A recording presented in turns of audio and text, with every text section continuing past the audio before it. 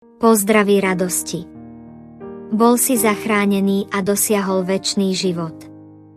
Áno, potrebuješ byť zachránený a si správna osoba, ktorá má počuť túto správu. Skutočne, na konci ľudského života existujú len dva miesta, večné odsúdenie v ohňoch pekla alebo večný život a spása s Bohom v nebi.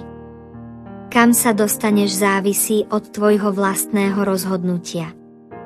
Ak si vyberieš byť zachránený a mať večný život s Bohom, je len jediná cesta, veriť v Pána Ježiša a prijať ho ako svojho Pána a Spasiteľa.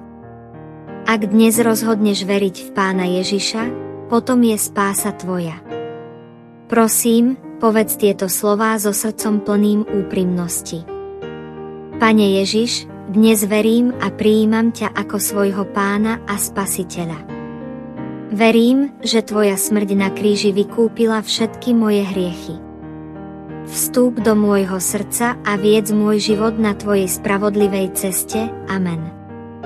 Ak to povieš úprimne a s hlbokou vážnosťou v srdci, potom si dnes dostal spásu večného života a Otec v nebi ťa s radosťou vítá, čo znamená, že tvoje meno je už zapísané v knihe života v kráľovstve nebies. Yes.